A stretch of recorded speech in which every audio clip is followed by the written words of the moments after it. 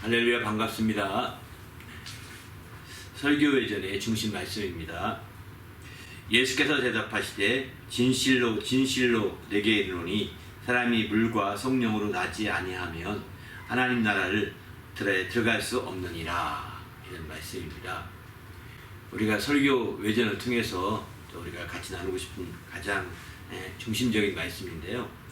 오늘 우리가 거듭난다는 것과 또 우리가 이 거듭남이 얼마나 중요한지에 대해서 오늘 설교를 통해서 1부와 2부 설교를 통해 나눴는데, 그 모든 말씀에 대해서 함께 또 필요한 것들 나누고 또 이번 설교의 비하인드 스토리 중심으로 설교 예전을 나누도록 그렇게 하겠습니다. 네.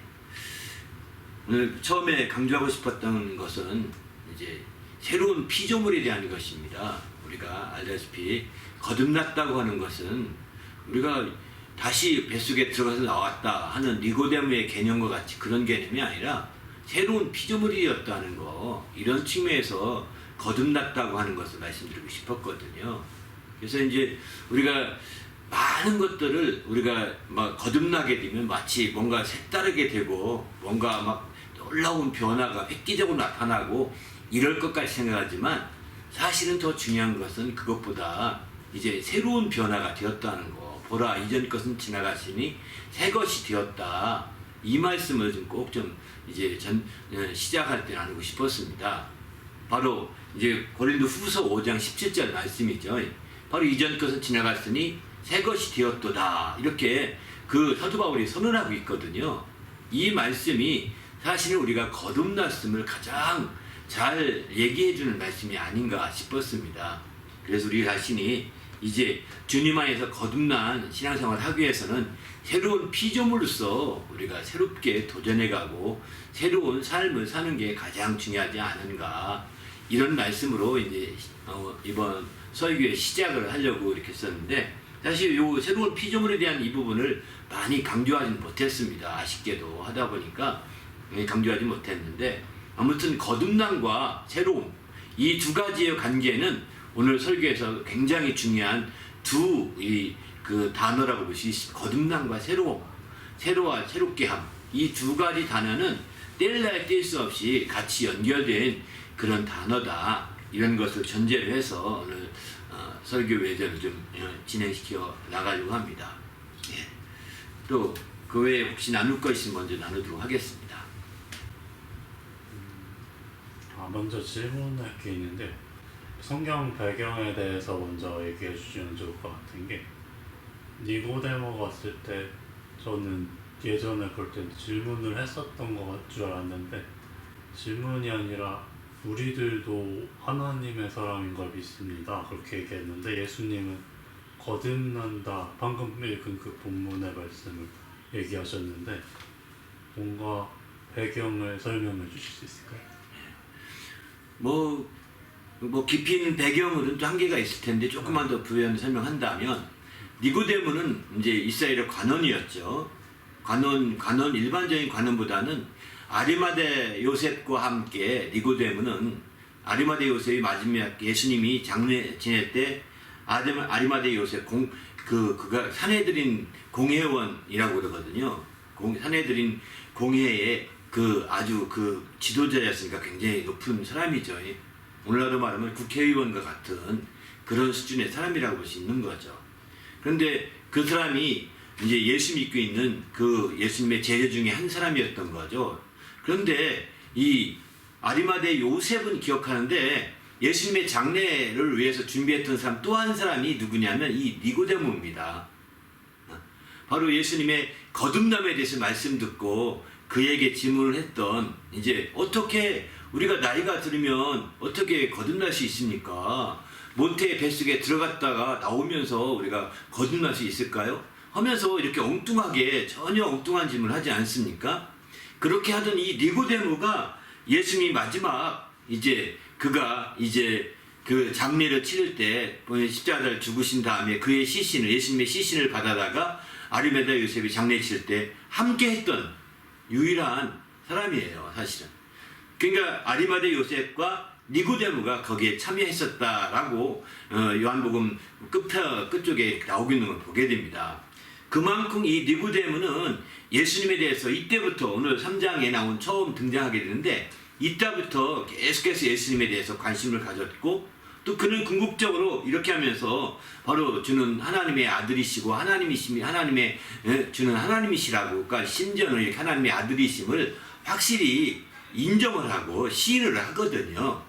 이런 차원에서 볼 때 우리가 주님 안에서 우리가 새롭게 우리가 하는 것이 정말 중요한 거죠. 그런 의미에서 니고데모의 이와 같은 것은 우리가 엉뚱하다 저는 이렇게 표현했지만 사실 엉뚱한 것이 아닙니다. 이게 영적인 것을 모르는 사람들이라고 하면 그런 질문이 너무나 당연한 것입니다. 영적인 것을 알 때에 그렇게 질문하지 않고 나갈 수 있는 것이지 영적인 것을 모르게 되면 너무나 당연하게 어떻게 거듭나죠? 다시 모태배 속에 들어갔다 나올 수도 없고 말이죠. 뭐 어떻게 하라는 거죠? 하면서 이런 질문은 너무나 당연한 질문입니다. 단지 우리 신앙인의 입장에서 본다면 그야말로 니고데모가 엉뚱한 질문을 했다 이렇게 표현했을 뿐이지만 실제로는 그게 너무나 보편 타당한 질문이라고 볼 수 있는 거죠. 그렇게 해서 마침내 그러나 이제 이 거듭남은 그렇게 믿지 않는 자, 또 믿음이 없는 자, 영적인 것을 신뢰하지 않는 자가 그런 생각을 가지고 하는 그런 거듭남과 아주 차이가 있는 거죠. 예수님은 그래서 거기서 이런 말씀, 육으로 난 것은 융이고 영으로 난 것은 영이다 이렇게 말씀하시잖아요. 그러니까 영으로 난 것에 대한 초점임을 예수님은 다시 한번 일깨워 주시는 거죠. 육으로 나는 것이 아니라 우리가 거듭난다 하는 것은 영으로 거듭나는 것이다 라고 예수님이 애둘러서 이렇게 말씀하고 있는 걸 보게 됩니다. 네, 그런 차원에서 볼 때 이 예수를 만나서 예수님이 유대인의 지도자였던 이 니고데모가 했던 것들을 한번 좀 생각을 해볼 수 있는 거죠. 이런 정도의 배경을 좀 추가로 더 설명드릴 수 있을 것 같습니다. 하고 아까 말씀 중에 진리의 말씀으로 나셨다는 말씀이 있었는데 여기서 우리가 거듭난 것과 진리의 말씀 어떻게 연관이 있을까요? 야고보서 1장 18절에 보게 되면 하나님이 자기의 뜻을 따라서 진리의 말씀으로 우리를 낳으셨다 이렇게 말씀하거든요. 그러니까 하나님이 자기의 뜻을 따라서 여기는 예수께서 우리를 진리의 말씀으로 낳으셨다는 것을 그가 그 피조물 중에 우리를 첫 열매로 되게 하시려고 피조물 중에서 첫 열매가 되게 하시려고 이제 바로 자기의 뜻을 따라 예수님의 뜻을 따라서 진리의 말씀으로 우리를 낳으셨다고 하는 거죠. 우리는 알다시피 우리가 낳은 것은 우리의 부모님을 통해서 육신이 낳았고요. 그렇게 낳을 때에 우리 영이 함께 그렇게 낳게 된 거죠. 그렇게 분화되어서 그 영이 된 건데 그래서 여기 낳았다는 것은 영이 없었는데 진리의 말씀으로 원천적으로 낳았다 이런 표현보다는 거듭났다는 표현이 맞는 거죠. 원천적으로 낳았다는 표현보다 우리는 이제 우리의 영은 아담의 영으로부터 시작된 영이거든요. 아담의 영으로부터 시작되어서 그 영이 분화되어서 이제 부모님으로 말미암아 우리 육신이 나게 될 때 그 영이 우리 속에 이제 함께 낳게 된 영혼이 된 거죠. 그 나라고 하는 영혼이 그때 이루어진 거고 진리의 말씀으로 낳았다 하는 것은 진리의 말씀으로 원천적인 영혼이 없었는데 그 영혼을 낳아주었다 이런 뜻은 아닙니다. 거듭난 것을 의미하게 됩니다. 영혼이 우리에게 없었는데 육신만 있었는데 예수님이 진리의 말씀으로 우리 영혼을 만들어서 낳게 했다 이런 개념은 아닙니다. 여기 낳았다는 것도 거듭남의 개념에 이해하는 것이 바람직한 것 같습니다. 왜냐하면 베드로가 말했잖아요. 베드로전서 1장 23절에 보면은 너희가 거듭난 것은 바로 썩어지 씨로 된 것이 아니다. 바로 썩지 아니할 것, 곧 항상 있고 또 이제 살아있는 하나님 말씀으로 우리가 이제 거듭난 것이다. 이렇게 말씀하거든요. 이런 말씀을 비춰볼 때 야고보의 얘기도 함께 같은 거듭남에 초점된 얘기라고 보실 필요가 있는 거죠. 그 말씀은 진리의 말씀. 여기서 진리의 말씀을 좀 더 설명드리면 바로 복음을 가르쳐 말하는 겁니다. 율법의 말씀은 진리의 말씀이라고 하지 않습니다. 구약에서 율법도 진리라고 한 표현을 가끔 보게 됩니다. 그런데 그것은 율법이지 진리의 말씀이 아닙니다. 진리라는 것은 변함이 없는 말씀을 지혜의 말씀이라고 표현합니다. 그러나 율법은 한번 변하게 되거든요. 왜냐하면 예수님이 오셔서 율법을 완성하심으로 이제 율법의 기능이 약화되거든요. 율법이 그래서 한번 변한다 이런 표현을 하는 거죠. 그래서 진리의 말씀은 이제 율법의 말씀과 상반되는 변하는 율법의 말씀과 상반되게 바로 복음의 말씀으로 그래서 진리의 말씀이라고 표현을 하게 됩니다. 우리가 거듭난 것은 율법의 말씀으로 거듭난 것이 아닙니다. 바로 율법의 말씀도 하나님 말씀이고 그 말씀도 항상 있는 말씀이고 또 살아있는 말씀입니다. 그러나 우리 율법에 속한 말씀으로 거듭난 것이 아니라 바로 진리에 속한 말씀, 복음에 속한 말씀으로 거듭났다고 하는 것을 야고보가 좀 더 구체적으로 말씀하고 있는 거죠. 바로 그런 측면에서 우리가 거듭난 것이 얼마나 소중한 것인지 다시 한번 되새겨보게 됩니다. 그냥 구약시대에는 이런 거듭남이라는 말을 구약시대에는 거의 쓰지 않았습니다. 신약시대에 와서 드디어 거듭났다라는 표현을 쓰게 되는 것도 여기에 있는 거죠. 바로 예수께서 거듭나지 않으면 하나님 나라를 볼 수 없다. 거듭나지 않으면 성령으로 난 자가 물과 성령으로 나지 아니하면 하나님 나라에 들어갈 수 없다. 이런 표현 자체가 사실 신약의 그 복음에 속한 표현이라고 볼 수 있는 거죠. 거듭남 자체가 신약에 와서 가능한 것입니다. 구약시대에는 이런 거듭남이라는 표현이 거의 없습니다. 안 나오게 됩니다. 바로 그런 측면에서 본다면 우리가 주님 안에서 진리의 말씀으로 거듭났다 하는 것은 그만큼 참 복된 것이라고 볼 수 있는 거죠. 그리고 본문 끝에 보면은 바람이 임의로 불매 어디서 오는지 어디로 가는지 모른다 했는데 바람에 빗대서 한 걸 어떻게 이해하면 좋을까요? 성령을 바람으로 비유한 거죠. 한마디로 말해서 성령을 바람으로 비유한 거. 아마 우리 복음서나 복음성가에도 많이 있습니다. 성령의 바람이 이제 불어와 성령의 바람이 다시 불어오니 이런 복음성가도 있고요. 우리가 함께 언젠간 하게 될 겁니다. 또 이제 부흥에 거기도 보게 되면 오소서 진리의 성령님, 성령의 바람 이제 불어와 하면서 막 찬양하잖아요. 이런 성령의 바람을 성경에서는 많이 비유로 말하고 또 실제로 이제 성령이 임하실 때도 보게 되면 큰 바람 같은 소리가 있었다 이런 소리 나오고요. 또 불꽃 같은 모양이 보이고 바람 소리가 들렸다 이런 표현도 나옵니다. 사도행전 2장에 보게 되면 그런 의미에서 볼 때 성령을 바람으로 비유하는데 예수님께서도 이렇게 실제로 이래 성령으로 난 사람은 이와 같다 하면서 비유하고 있는 거죠. 성령으로 난 사람은 바람이 불어서 이렇게 이제 그 바람에 불어서 분명히 분 건 사실인데 그 바람이 어느 방향에서 불었는지 어떻게 어느 쪽에서 어느 속도로 불었는지 이거는 잘 알기 어렵다는 겁니다. 물론 그런 계기가 있고 그런 기회가 있었다면 알 수도 있겠죠. 풍향기가 당시에 있었다면. 그러나 예수님 당시 말들은 풍향계나 이런 것들로 그렇게 있지 않았던 것 같습니다. 그러다 보니까 알지 못한다는 것은 바람이 얼마나 센지, 바람이 얼마나 어떤 속도로 불었는지, 바람이 어느 쪽에서 왔는지 이런 것들을 잘 모른다는 것이지요.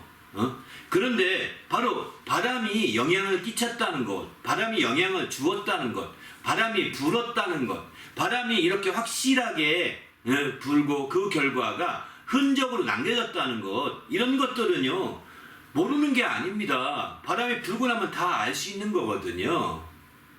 그래서 성령으로 난 자는 이와 같다는 것은 바로 성령이 난 자는 겉으로 볼 때 우리가 이 사람의 외모로 볼 때는 잘 확인이 안 되고 외형으로 볼 때 잘 알 수가 없는 부분이 있지만 외모로 볼 때는 뭐 성령 받아도 이렇게 거듭나도 확실하게 변화가 안 됩니다.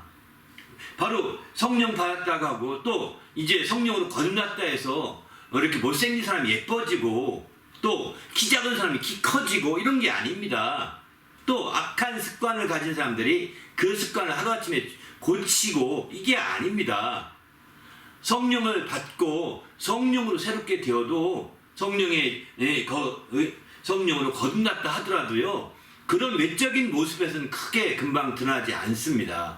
그러니까 남들이 볼 때, 뭐 성령으로 거듭났다 하면서 뭐 그게 그거네, 뭐 잘 모르겠네 이러는 거예요. 잘 모르겠네 그런 뜻입니다. 외형적으로 잘 나타나지 않기 때문이죠. 성령으로 거듭나서 외형적으로 확실한 열매가 맺어질 때까지는 시간이 걸리는 것이죠. 그러나 성령으로 우리가 거듭났다는 사실은 본인은 안다는 것입니다. 왜? 성령이 자기에게 영향을 준 걸 자기가 알거든요. 성령이 자기에게 그 은혜를 끼친 것 자기가 알거든요. 성령이 역사하신 거 자기가 알거든요. 이거는 부정할 수 없는 겁니다. 그래서 그 사람은 이제부터 성령의 그 거듭남을 경험한 사람은 더 철저하게 주의 뜻대로 살게 되고 하루아침에 변화 안 되지만 하나하나가 변화되어서 새롭게 나가는 것을 보게 되는 거죠. 우리도 주님 안에서 이와 같이 새롭게 되는 좋은 계기가 되시길 바랍니다. 할렐루야. 바로 그래서 저도 오늘 이제 이 말씀, 오늘 본문의 3장 8절의 이 말씀이 굉장히 오늘 저도 많이 고민했었는데 뭘 안다 모른다는 것이고 뭘 알아야 되는 건가 이런 생각을 했는데 이게 버뜩 아침에 자고 일어났는데 이 말씀이 막 스치고 지나가더라고요. 그래서 기도만 하고 잤죠. 그런데 이 말씀 스치고 지나가면서 아침에 일어나서 막 그거 써서 이렇게 빨간 글씨로 써왔습니다. 아침에. 이게 설교 노트에 있지 않는 내용입니다. 설교 노트에 없는 내용인데 그렇게 해서 정말 하나님 주신 영감을 다시 기록하고 우리가 바람을 통해서 성령의 비유로 바람을 성령의 비유로 하는데 그 성령에 대해서 성령이 거듭남 성령으로 난 것을 외형적으로는 알 수가 없지만 그러나 그 받은 그 사람은 내면적으로는 알게 된다는 거죠. 그래서 그 확신을 가지고 담대하게 누구보다도 더 큰 담대함을 가지고 나갈 수 있게 되는데 그런 사람들이 결국은 순교까지 하는 겁니다. 그러나 이런 성령의 거듭남이 없는 사람들은 순교하기 어렵습니다. 왜냐하면 성령이 거듭나지 않게 되면 육신의 생각이 크게 발동하거든요. 육신의 생각이 크게 그에게 역사하거든요. 이렇게 돼버리면 이제 순교하는데 육신의 생각이 걸림돌이 되는 거죠. 그래서 신앙적으로 방해하고 신앙적으로 큰 문제를 일으키게 만드는 그런 한계가 있는 거죠. 우리도 주님 안에서 이제 신앙적으로 확실한 중심을 다지는 좋은 기회가 되시길 바랍니다. 할렐루야. 네. 한 가지 더는요. 내 노력으로 돼서 성령 거듭난 게 아니라 하셨는데 이 사람들이 순교에 대해서 볼 때 그 문맥을 상황을 전혀 모르는 사람들은 이 사람들은 정말 독하다라고 생각할 텐데 그게 노력이 아니라는 걸 한 번 좀 더 구체적으로 설명해 주실 수 있을까요? 그러니까 디도서 3장 5절을 보게 되면 우리를 구원하실 때 우리가 행한 바 의로운 행위로 말미암지 아니하고 우리가 구원받은 게 의로운 행위로 말미암지 않았다는 겁니다. 오직 그의 긍휼하심을 따라 중생의 씻음과 성령의 새롭게 하심으로 하셨다 이렇게 말씀하거든요. 우리의 구원이 우리의 의로운 행동으로 말미암은 것이 아니고 주님의 긍휼하심으로 말미암은 것인데 두 가지를 얘기합니다. 긍휼하심으로 말미암은 것 중에 한 가지는 중생의 씻음이라고 표현하고요. 또 한 가지는 성령의 새롭게 하심이라고 표현하거든요. 여기서 중생의 씻음이라는 것은 대속의 은혜입니다. 속죄의 은혜입니다. 이 주님의 속죄의 은혜는 우리가 알다시피 우리의 노력으로 안 되는 겁니다. 주님의 은혜로 베풀으신 대속에 용서해 주신 은혜가 대속해 주신 그 속죄잖아요. 은혜라고 이건 너무나 당연해. 이것이 바탕이 되고 그 다음에 그 바탕이 된 위에 성령의 새롭게 하심이 있는 거죠. 이 성령의 새롭게 하심은 바로 성령으로 거듭난 것을 의미한다고 이제 설교를 통해서 말씀을 드렸습니다. 바로 우리가 성령에 거듭난다고 할 때 거듭남이 막연한 거듭남이 아니라 바로 성령으로 우리 영이 새롭게 되는 것입니다. 새롭게 하심을 입은 것이죠. 성령으로 말미암아 우리 영이 새롭게 하심을 입은 것인데 이게 이제 거듭남인 것입니다. 그래서 이것도 은혜라는 거죠. 우리의 노력으로가 아니라 바로 우리의 의로운 행위로 말미암아 성령의 거듭남이 되는 것이 아니라 바로 온전히 예, 하나님의 긍휼하심을 따라서 되는 거라고 표현하고 있습니다. 그러니까 왜 이게 은혜냐? 다시 말해서 이제 사도행전 3장 19절에 보게 되면 이제 우리가 각각 회개하여 죄 없이 함을 받으라. 그리하면 우리 주님으로부터 주님 앞으로부터 유쾌하게 된 날이 이를 것이다 라고 이렇게 말씀하는데, 이처럼 이제 앞에 속죄함 받은 것은 은혜라는 걸 인정합니다. 근데 뒤에 이것도 마찬가지죠. 유쾌하게 되는 날, 이것은 곧 성령으로 거듭나게 되는 날을 가르쳐 말하게 되는 거거든요. 성령으로 거듭나게 될 때 이게 완전히 새롭게 되는 것이죠.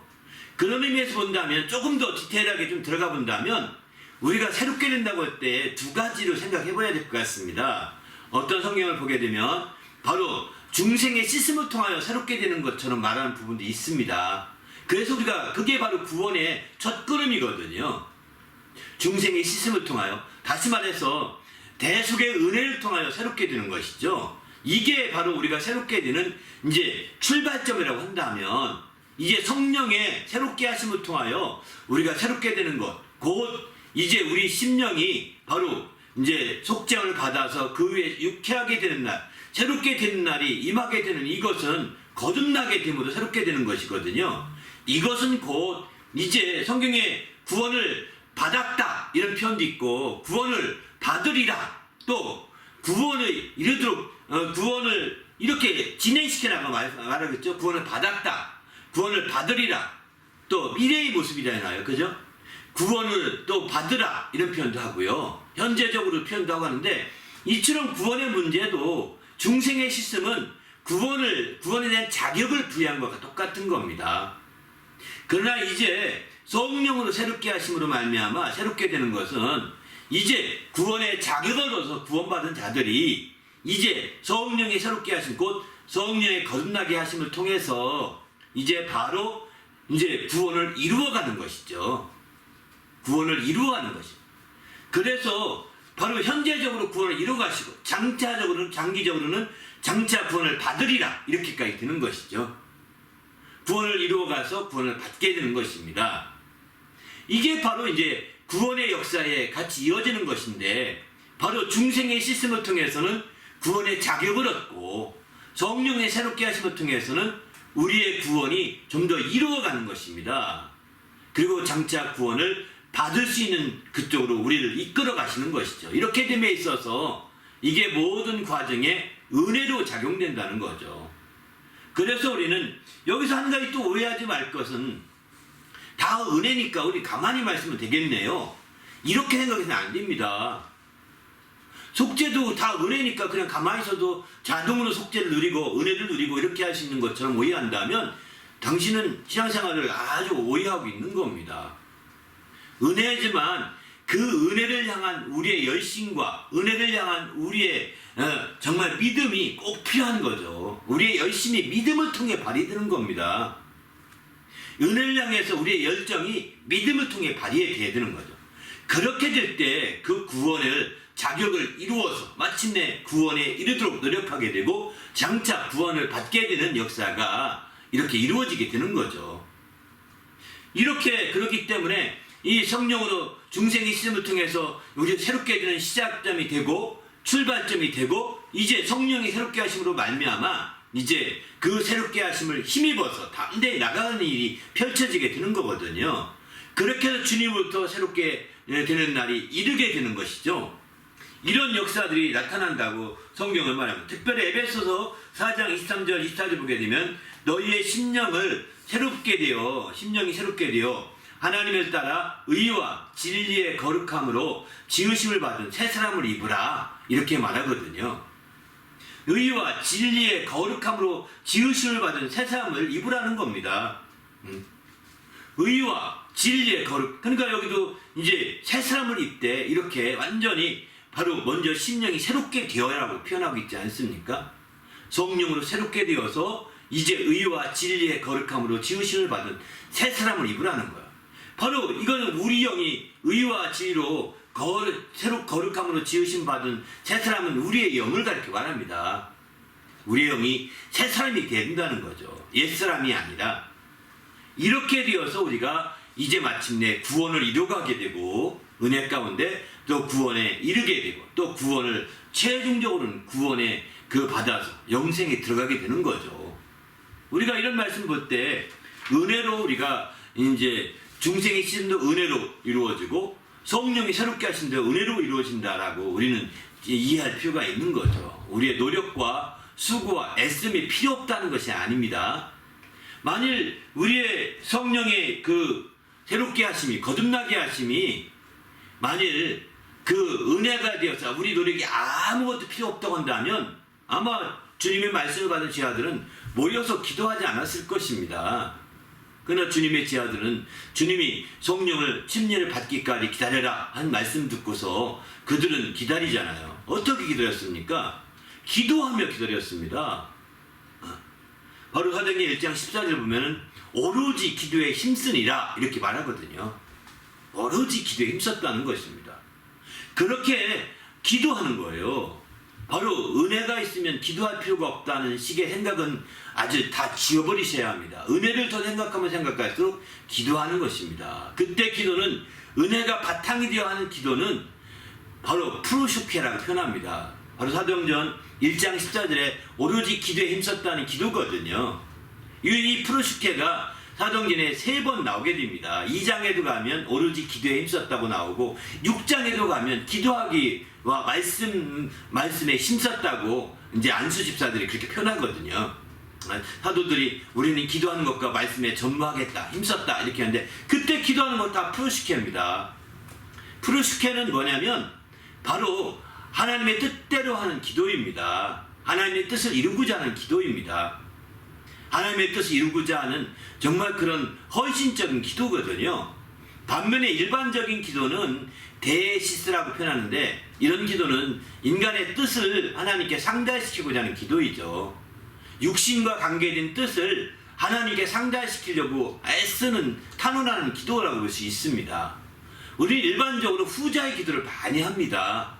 그러나 은혜를 바탕으로 하는 사람들, 은혜를 이루고자 하는 사람들의 기도는 데시스가 아닙니다. 은혜를 앞세울 진대는 인간적인 탄원과 욕심을 부리지 않습니다. 뜻을 앞세울 수가 없다고요. 오직 하나님의 뜻을 앞세우고 그 뜻 앞에 헌신하며 그 뜻을 이루고자 하는 거죠. 이게 정말 사도들의 기도였고 또 나중에 그 안수집사들에게 모든 공개하는 걸 맡긴 다음에 사도들이 이런 기도에 힘쓰게 되는 거죠.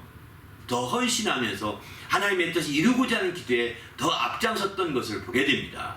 이제 우리도 은혜에 초점 둔 그런 신앙생활을 하려고 한다면 정말 데시스라고 하는 기도가 아니라 바로 프로슈케라고 하는 기도를 더 힘쓰셔서 하나님의 뜻을 이루고 또 그렇게 하고자 헌신하고자 하는 기도에 힘쓰시길 바랍니다.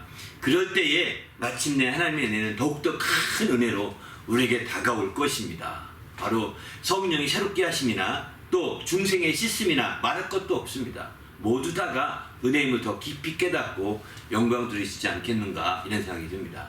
예. 그 외에 또 강조하시고 싶으신 부분이 있을까요? 저는 이 말씀을 꼭 드리고 싶었습니다. 육에 속한 성령에 이끌리지 않으면 어떻게 되느냐? 이렇게 질문을 한다면 그 말씀에 좀 답을 드리고 싶습니다. 성령으로 거듭나지 않으면 어떻게 될까요? 이런 질문을 할 법도 하지 않겠습니까? 그 질문에 대한 답을 좀 드리고 싶습니다. 성령에 이끌리지 않고 성령에 거듭나지 않게 되면 이제부터 그분은 육신의 사람이 되는 거예요. 성령으로 이끌리지 않는 이상, 왜냐하면 갈라디아 5장에 보면 성령의 소욕은 육신의 소욕을 거스리고 육신의 소욕은 성령의 소욕을 거스린다고 했거든요. 그래서 성령의 소욕을 성령으로 거듭난 사람들은 성령의 욕구가 강하게 작용되는 겁니다. 성령의 역사가 강하게 작용되는 거예요. 그러면 육체의 소욕을 당연히 제어시키게 되는 거죠. 근데 성령으로 거듭나지 않으면 어떻게 될까요? 당연히 육체의 소욕이 앞설 수밖에 없는 거죠. 육체의 욕구가 앞장서서 주장할 수밖에 없는 거예요. 이렇게 되면 어떻게 될까요? 성령의 일이 제한받는 거예요. 그런 결과가 뻔하게 성경은 얘기하고 있거든요. 그래서 성령의 거듭남은 선택이 아니라는 것입니다. 성령의 거듭남은 당이 필수적이라는 겁니다. 이거 선택적인 여유가 없습니다. 해도 되고 안 해도 되고 의가 아닙니다. 내가 육신에 속해서 육신의 소욕대로 끌려다니면서 정말 살지 않으려고 한다면 성령의 정말 거듭남이 있어서 성령의 그 인도하심을 따라 살 수밖에 없는 거죠. 이런 사람이 되어야 우리의 삶의 새로운 변화와 새로운 역사를 이루어갈 수 있는 거죠. 만약 그렇지 않게 되면 우리는 육체의 사람이 되어서 점점 우리는 육체의 편으로 끌려가게 되고 육체 편으로 던져지게 될 거예요. 그것을 저는 한 5가지 오늘 간단하게 오늘 또 예배 말씀을 통해서 설교를 통해서 전했거든요. 그런데 제가 다시 한번 이거 언급하고 싶습니다. 바로 육체를 따라 이제 나가게 되면 육체의 욕구를 따라 나가게 되면 먼저는 육체를 따라 판단부터 나게 됩니다. 예수님이 이 말씀하시죠. 요한복음 8장 15절 너희는 육체를 따라 판단하나 나는 아무도 육체를 따라 판단하지 아니한다 이렇게 말씀하시죠. 바로 육체에 속한 사람은 다 육체에 따라 판단하는 겁니다. 우리가 성령을 거듭났다 하더라도 왜 우리가 알지 못하는 이유는 뭐냐? 바로 육체를 따라 판단하기 때문에 알지 못하는 겁니다. 육체로는 내가 거듭난 것을 이렇게 분별하기가 쉽지 않습니다. 금방 그렇게 변화가 나타나거나 금방 흔적이 금방 드러나는 것이 아니다 보니까 그렇습니다.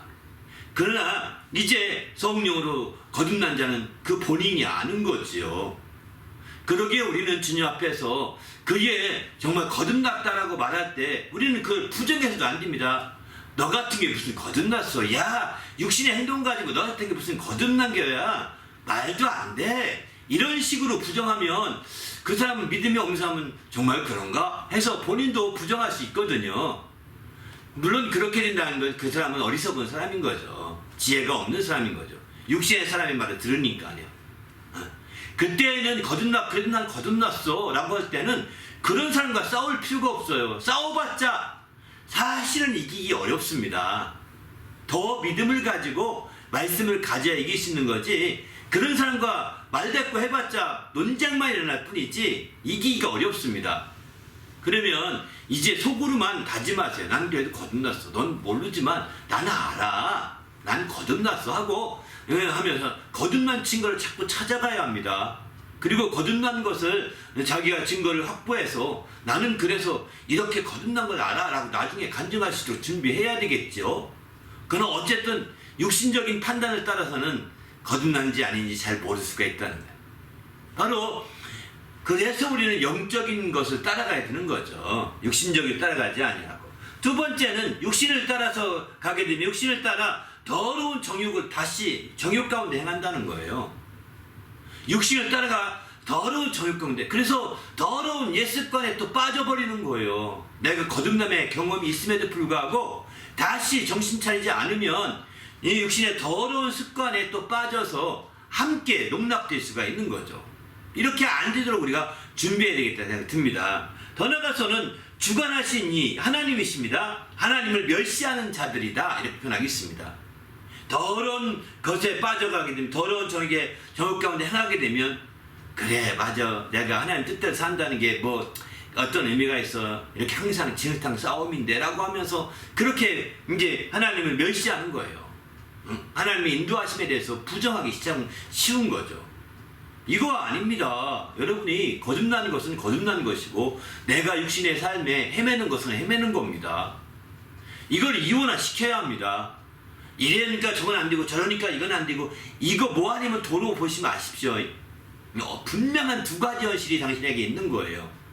그러나 이제 거듭났다면 그 다음부터 당신 영혼이 거듭난 영혼이 성장을 할 때 이 육체의 소욕을 지배함으로 능히 그런 것들을 정복할 수 있고 극복할 수 있게 되는 거죠.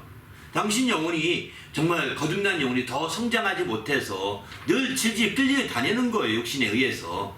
이런 끌려다니지 마시고 정말 이제 영혼이 성장해서 우리 육신의 소욕을 지배하고 다스리는 그런 사람이 되시기를 바랍니다. 또 셋째는 이제 그 디모데 베드로후서 2장 10절 하반절에 보게 되면 전반전에 앞서 두 번째 말씀 육신에 따라 더러운 정욕 가운데 행하며 주관하신 이를 멸시하는 자들이라고 말했고요. 또 이제 하반절에 보면 이런 사람들은 당돌하고 자긍하며 떨지 않고 영광 있는 자들을 비방한다 이렇게 말했습니다. 그러니까 육신에 속한 자들은 이제 그러면 그렇지 하고서 당돌하게 임합니다. 당돌하지 않습니까? 자긍하고 너무 지나치게 자기의 주장, 자기 확신을 갖습니다. 별거 아닌데 내가 옳다는 거예요. 자기 고집을 부릴 정도로 옳다는 겁니다. 별거 아닌데 이게 자긍하는 거죠. 떨지 않습니다. 그리고 하나님 앞에서 하나님에 대해서 하나님이 어디 있어? 심지어 그렇게 말하고 하나님이 있으면 나와보라고 봐. 내가 씨름할 거야. 이런 사람도 있다니까요. 우리는 어리석은 거죠. 저는 이런 사람을 봤을 때 학창시절에 그런 애를 보면서 그래 하나님이 어디 있냐고 씨름한다고 그래 한번 팔을 내놔봐봐. 하나님이 어떻게 하는지 봐봐. 팔을 내놓더라고요. 그리고 제가 얼른 잽싸게 그 팔을 확 꺾었죠. 꺾었더니 팔이 꺾이죠. 왜 준비 안 된 상태니 꺾여서 확 꺾여서 막 올렸더니 뭐 아빠 죽겠다고 하면서 이거 내려줘 이러더라고요. 야 이것도 하나 네가 얼마나 잘난 놈이 이 팔 하나 꺾는 것도 극복하지 못하는데 하나님과 씨름한다고 나랑 씨름해도 지는데 이건 말도 안 된다고 너 정신 차리라고 함부로 입이 있다고 해서 말하지 말라고. 그건 방구가 될지 모르겠다고. 입이 있다고 함부로 말하지 말라고. 제가 이렇게 권했던 적이 있어요. 뭐 그 친구는 뭐 기억한지 안 기억한지 모르겠지만 아무튼 정말 이렇게 아주 떨지 않아요. 떨지 않아요. 하나님 앞에 떨어야 되는 거예요. 내가 혹시 하나님께 난 하나님을 잘 모르지만 하나님 앞에 내가 실수한 건 아닐까? 라고 이렇게 염려하는 자가 되고 그래야 하나님 만날 수 있는 거죠. 아니 이렇게 당돌하고 자긍하고 떨지 않고 되겠습니까? 또 더구나 영광 있는 자들을 비방합니다. 하나님을 믿는 자들, 하나님의 영광을 하나님의 간증하는 자들, 그들 간증을 듣고 와가지고 야 이런 간증을 하더라고 이게 말이 되냐 하고 비방한다니까요. 어디서 그런 간증을 또 신기하게 듣습니다. 듣기 와서 막 비방합니다. 안진뱅이 일어났다고 누가 그러더라고 막 간증하더라고. 아이 죽었는데 살아났다고 간증하 말이 되냐 21세기 이거 말이 되냐. 잠시 그냥 죽었다 깨어난 거지 무슨 죽었다가 살아났겠냐 이런 식으로 말합니다. 바로 하나님의 영광이 나타난 자들 영광이 있는 자들을 비방한다고요. 우리는 자기에게 경험 없는 것 가지고 그 비방해서는 안 됩니다. 세 번째는 그렇고요. 네 번째는 이제 그 갈라디아 4장 29절 보게 되면 육체를 따르는 자가 성령을 따르는 자를 박해한다고 했습니다. 비방 정도로 끝나지 않고 이제는 박해하는 거예요. 저 사람을 내버려두면 안 되겠다. 저 사람에게 다 물들면 안 되겠다 생각해서 막 박해하기 시작하는 거죠. 가룟유다도 그래서 박해하기 시작한 겁니다. 가룟유다 안에 사도 바울도 그가 변화되기 전에 그는 예수님이 공생애 중에는 예수님의 사역에 대해 거들떠보지도 않았습니다. 그런데 예수님이 죽으신 이후에 부활하시고 그의 제자들이 모여서 막 수천 명씩 모일 때 겁이 나는 거예요. 다 이제 유대교가 무너질까 봐 겁이 나는 거예요.